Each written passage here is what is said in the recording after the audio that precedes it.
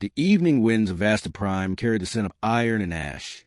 The planet's twin moons hung low, like unblinking eyes watching over a world that had long forgotten mercy. Jonas Hale, a human engineer turned drifter, had taken refuge in a half-collapsed settlement on the planet's southern ridge. He wanted nothing to do with the war between humans and the alien Valen species anymore. He'd seen enough bodies, enough orders shouted over dying screams, enough broken promises about peace. But fate didn't care for men who wanted peace. He found her that morning while scavenging for scrap, a small figure curled behind a pile of abandoned machines. At first, he thought she was a child. Her frame was frail, her pale skin shimmering faintly under the moonlight. But when she stirred and her violet eyes opened, Jonas realized she was no human child. A Valen girl, probably her late teens, her clothes torn, her skin covered in soot. "Stay back," she croaked, her voice trembling. "Don't touch me." Jonas raised his hands. "Easy, easy. I'm not one of the soldiers. Name's Jonas. You're safe." She didn't believe him at first. None of them ever did.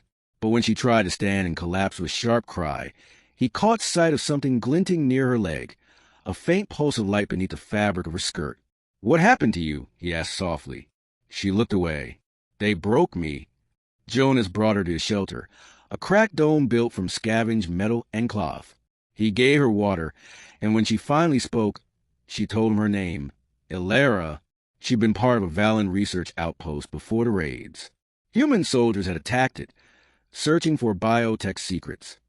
She had escaped, but not before they experimented on her. She didn't know what they'd done, only that she wasn't the same anymore. Sometimes, when she slept, her body would shudder violently, light running beneath her skin in strange patterns. Jonas could hear the faint hum of machinery inside her, a low electric heartbeat. "You're part synthetic," he said one night as they sat by a small fire. She nodded slightly. "They implanted something in me. Something that keeps me alive. Or kills me. I don't know which." He frowned. "We could try to remove it." Her eyes widened with fear. "No. Please don't." Days passed.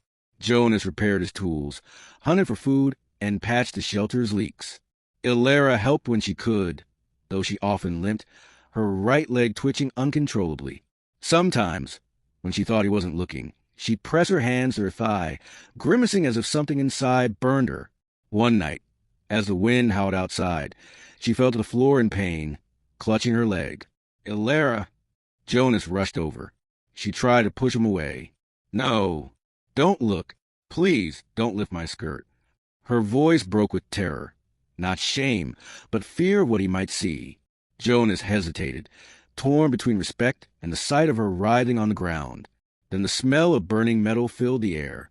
Her body jerked violently, and he saw faint blue sparks tearing through the fabric. "Damn it, Kaelira, hold still." He grabbed the edge of her skirt, not out of violation but desperation, and pulled aside just enough to see what was happening. And what he saw broke him. Her leg wasn't flesh anymore. It had been replaced by machinery, cold, intricate, and alive. A lattice of dark metal ran from her knee upward, grafted cruelly into her body with jagged seams. Wires pulsed in her torn skin, fusing bone and circuit. Her blood wasn't red. It glowed silver, running through transparent tubes like liquid light. Someone had carved her apart and rebuilt her piece by piece. "Oh, God," Jonas whispered. She turned her face away, tears glistening. "Now you see it. Now you see what they made me." He knelt beside her, horror mixing with guilt. "Who did this?" "Your people," she said bitterly. "They wanted to make a Valen who couldn't die, a living experiment. They failed, and when they realized I was still conscious, they called me a mistake." Jonas swallowed hard, his stomach turning. He'd seen plenty of ugly experiments during his years as an engineer in the military labs, but this was something else. He gently pressed his hand against the trembling machinery in her leg. It was hot, pulsing with unstable energy. "They wired a core into you," he murmured. "A hybrid reactor. It's leaking current through your nervous system. That's what's causing the pain." Her breath came in shallow gasps. "Can you stop it?" He hesitated. "If I open it, I might kill you." She gave a weak smile. "Then you'll be doing me a kindness." That night, Jonas couldn't sleep. He sat beside her makeshift bed, staring at the faint glow under her skin. He'd come to Vaster Prime to escape the ghosts of war, but here they were again, staring him in the face. The girl he'd saved wasn't just a victim. She was a living reminder of everything his species had done wrong.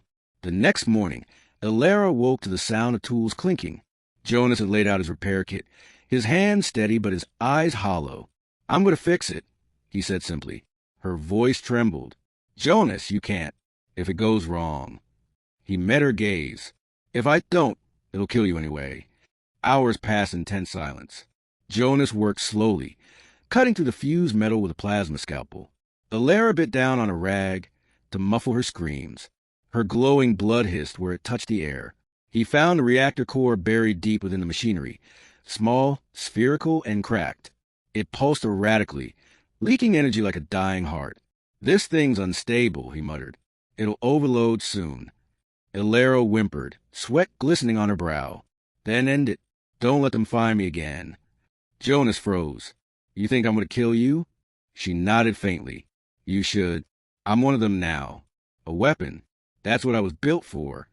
He clenched his fists. "You're not a weapon. You're someone they hurt." Her eyes shimmered, wet with disbelief. "Why do you care?" "Because," he said quietly, "I was one of them once." When he finally removed the cracked reactor, the world seemed to stop. The hum inside her body faded. The glowing lines along her leg dimmed. She lay motionless, pale and still. "Come on," he whispered, pressing a hand to her chest. "Don't you dare give up on me." Her breath hitched weakly. "Jonas." He leaned close. "Yeah, I'm here. I can't feel anything." He swallowed hard. "That's because the core's gone. But you're alive. You're free." Her lips quivered in a faint smile. Free! For a long moment, neither spoke.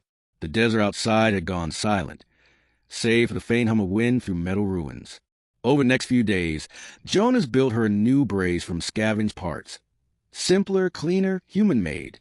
It wasn't perfect, but it didn't hurt her. Kaelira learned to walk again, though slowly. She no longer glowed. She looked more like a person now, fragile but alive. "You fixed me," she said one morning, looking down at her new leg. Jonas shook his head. "No, I just gave you a chance to start over." She looked at him, her eyes soft. "Then what about you? Will you start over too?" He gave a bitter chuckle. "Men like me don't get to start over." "Maybe," she said quietly. "Men like you just need someone to forgive them." A week later, the soldiers came. Human patrol ships, hunting for escaped property. Jonas spotted their lights before dawn. He knew what would happen if they found her. She'd be taken apart again, and he'd be executed for treason. So he made a choice.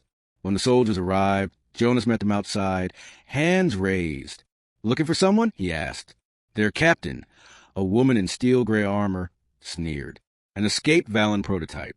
Bio Serial Zeta 11. We have authorization to retrieve her by any means." Jonas smiled faintly. "You're too late." She frowned. "Explain." "She's dead," he lied calmly. "System overload. Burned her out before I found her. Nothing left but scrap." The captain studied him for a long moment, then nodded. "If you're lying, you'll hang." "I've been dead for years," he muttered. They searched briefly, found the melted remains of the reactor he'd buried, and finally left. Only when their ships vanished beyond the horizon did Kaelira emerge in the cave behind the ridge. "You shouldn't have done that," she whispered. He turned to her, weary but smiling. "Seems I'm full of bad ideas lately." She took his hand, trembling. "Why? Why save me?" "Because someone had to stop the cycle," he said softly. "If no one does, it just keeps spinning. Pain, revenge, fear. Someone had to choose mercy." That night, under the twin moons, Kaelira sat beside him by the dying fire. Her voice was barely a whisper. "When you lifted my skirt," she said, eyes glimmering with tears, "I thought you'd see me as a monster." Jonas looked at her, his expression heavy with sorrow. "I did, but not the way you think. I saw what they turned you into, and I realized the real monsters weren't you. They were us." She reached for his hand. "Then maybe now we can both stop being what they made us." He squeezed her hand gently, the warmth of her skin more human than he'd ever expected. And as dawn broke across the ruins of Vasta Prime, Jonas Hale, a man who'd once built machines to kill, watched the alien girl he'd saved take her first free steps into the light.